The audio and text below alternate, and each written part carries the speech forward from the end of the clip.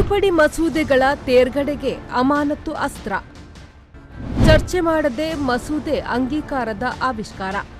ತಿದ್ದುಪಡಿ ಮೂಲಕ ಸ್ವಾತಂತ್ರ್ಯ ಹೋರಾಟದ ಹೊಸ ಮಜಲು. ಬ್ರಿಟಿಷ್ ಕಾಲದ ಕಾಯ್ದೆಗಳಿಂದ ಸಾಧು ಸಂತರು ನೊಂದಿದ್ರು. ಅದಕ್ಕೆ ಈ ಮಸೂದೆಗಳ ಅಗತ್ಯ ಇತ್ತು ಎಂದು ಸಾಧ್ವಿ ಪ್ರಜ್ಞಾ ಹೇಳಿದ್ದಾರೆ. ಅಗತ್ಯ ಇದ್ದರೆ ಚರ್ಚೆ ಏಕಿಲ್ಲ ಎನ್ನುವುದು ಪ್ರಜ್ಞಾವಂತರ ಕೂಗು. ಗೃಹ ಮಂತ್ರಿ ಅಮಿತ್ ಶಾ ಅವರು 1.5 ದಶಕದಷ್ಟು ಸಂಸದರನ್ನು ಅಮಾನತು ಮಾಡಿದ ಮೇಲೆ ಮಸೂದೆ ಬಗ್ಗೆ ಮಾತನಾಡಿದರು. ಹಿಂದಿನದರಲ್ಲಿ ಶಿಕ್ಷೆ ಇತ್ತು, ನಮ್ಮದು ನ್ಯಾಯ ಕೊಡಿಸುವ ತಿದ್ದುಪಡಿ ಎಂದರು.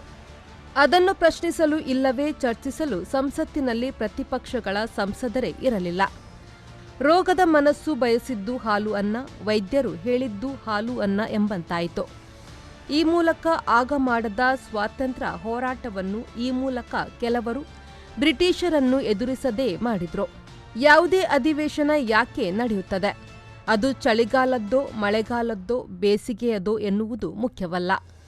ಅಲ್ಲಿ ಜನರ ಚಳಿ ಕಳೆಯಲು, ಜನರು ಮುಳುಗುವುದನ್ನು ತಡೆಯಲು, ಜನರ ಬೆವರು ಒರೆಸಲು ಏನು ನಡೆಯಿತು ಎನ್ನುವುದು ಮುಖ್ಯ. ಅದು ಆಗಬೇಕಾದುದು ಚರ್ಚೆಯ ಮೂಲಕ. ಆದರೆ ಇತ್ತೀಚಿನ ವರುಷಗಳಲ್ಲಿ ಸಂಸತ್ತಿನಲ್ಲಿ ಗಂಭೀರ ವಿಷಯದ ಚರ್ಚೆ ನಡೆಯುವುದು ತೀರಾ ಅಪರೂಪ. ದೊಡ್ಡಕ್ಕನ ಚಾಳಿ ಮನೆಮಂದಿಗೆಲ್ಲ ಎನ್ನುವಂತೆ ರಾಜ್ಯಗಳ ವಿಧಾನಾಂಗಗಳು ಕೂಡ ಈಗೀಗ ಚರ್ಚೆಗೆ ಬೆನ್ನು ಹಾಕುವುದರಲ್ಲೇ ಆನಂದ ಕಾಣುತ್ತಿವೆ. ನೆಹರು ಪ್ರಧಾನಿ ಆಗಿದ್ದಾಗ ಅವರ ಮಗಳ ಗಂಡ ಫಿರೋಜ್ ಗಾಂಧಿಯವರು ಮುಂದ್ರಾ ಪ್ರಕರಣದಲ್ಲಿ ಮಾವನನ್ನು ಮೇಲು ಕೆಳಗೆ ಮಾಡಿದ್ರು. ತಮ್ಮವರನ್ನು ರಕ್ಷಣೆ ಮಾಡಬೇಕು ಎಂಬ ಚಿಲ್ಲರೆ ಬುದ್ಧಿ ಅಂದಿನ ಸಂಸದರಿಗೆ ಇರಲಿಲ್ಲ. 21ನೇ ಶತಮಾನದಲ್ಲಿ ಸಂಸತ್ತು ತಮ್ಮವರ ರಕ್ಷಣೆಗೆ ಒತ್ತು ಜನರ ರಕ್ಷಣೆಯ ಭಾರವನ್ನು ಚರ್ಚೆ ಮಾಡಬೇಕಿಲ್ಲದ ಅಧಿಕಾರಿಗಳಿಗೆ ಬಿಡತೊಡಗಿತು. ಆದರೂ ಮನಮೋಹನ್ ಸಿಂಗ್ ಪ್ರಧಾನಿ ಆಗಿದ್ದಾಗ ಚರ್ಚೆಗೆ ಒತ್ತು ನೀಡುತ್ತಿದ್ರು, ಮಾತನಾಡುತ್ತಿದ್ರು. ಪ್ರತಿಭಟನೆಯ ನಡುವೆ ಆಹಾರ ಭದ್ರತೆ, ಜನೌಷಧಿ, ಗ್ರಾಮೀಣ ಉದ್ಯೋಗ ಭದ್ರತೆ, ಆಧಾರ್, ಜನ್ಧನ್ ಮೊದಲಾದ ಜನಪರ ಕೆಲಸಗಳನ್ನು ಮಾತನಾಡಿದ್ರು. ಉಗ್ರ ದಾಳಿ ಆದಾಗ ಚರ್ಚೆ ಮಾಡಿದ್ರು. ಈಗ ಆಗಿನದಕ್ಕೆಲ್ಲ ಈಗಿನದು ಎಂಬಂತೆ ಲೇಬಲ್ ಹಚ್ಚಿ ಚರ್ಚೆ ನಿಲ್ಲಿಸಲಾಗಿದೆ. ಚರ್ಚಿಸಿದರೆ ಹೊಸ ತಲೆಮಾರಿನವರಿಗೆ ಸತ್ಯ ತಿಳಿಯುತ್ತದಲ್ಲ. ಈಗ ನಿರುದ್ಯೋಗ, ವಿದೇಶಿ ಬಂಡವಾಳ ಹಿಂತೆಗೆತ, ಹಣಕಾಸು, ರೂಪಾಯಿ ಕುಸಿತ ಮೊದಲಾದವು ಚರ್ಚೆ ಆಗಬೇಕಿತ್ತು. ಆದರೆ ಆದುದು ದಾಖಲೆಯ 146 ಪ್ರತಿಪಕ್ಷಗಳ ಸಂಸದರ ಅಮಾನತು.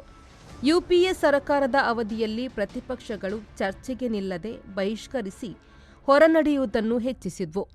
ಎನ್ಡಿಎ ಸರ್ಕಾರ ಬಂದಾಗ ಪ್ರತಿಪಕ್ಷಗಳು ಬಹುತೇಕ ಅದನ್ನೇ ಮಾಡಿದ್ವು.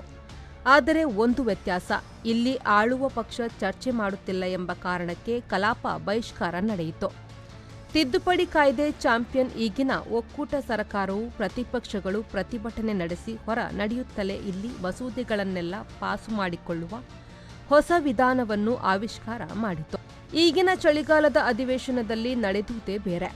ಪ್ರತಿಪಕ್ಷಗಳು ಸಂಸತ್ ದಾಳಿ, ಭದ್ರತಾ ಲೋಪದ ಬಗೆಗೆ ಪ್ರಧಾನಿ, ಗೃಹ ಮಂತ್ರಿ ಸಂಸತ್ತಿನಲ್ಲಿ ಹೇಳಿಕೆ ಕೊಡಬೇಕು ಎಂದು ಪಟ್ಟು ಹಿಡಿದ್ರು. ಇವರು ಬಹಿಷ್ಕಾರ ಹಾಕಿ ಹೊರಗೆ ಹೋಗುವುದಿಲ್ಲ ಎಂದು ಆಳುವವರಿಗೆ ಗೊತ್ತಾಯಿತು. ಒತ್ತಾಯ ಮಾಡ್ತೀರಾ ಎಂದು ದೊಡ್ಡ ಮಟ್ಟದಲ್ಲಿ ಪ್ರತಿಪಕ್ಷಗಳವರನ್ನು ಅಮಾನತು ಮಾಡಿ ತಿದ್ದುಪಡಿ ಮಸೂದೆಗಳನ್ನು ಆಳುವವರು ಆರಾಮವಾಗಿ ಪಾಸು ಮಾಡಿಕೊಂಡ್ರು. ಒಟ್ಟು 18 ತಿದ್ದುಪಡಿ ಮಸೂದೆಗಳು ಪಾಸಾದವು ಎನ್ನುವುದು ಖಂಡಿತ ಸಣ್ಣ ಸಾಧನೆಯಲ್ಲ.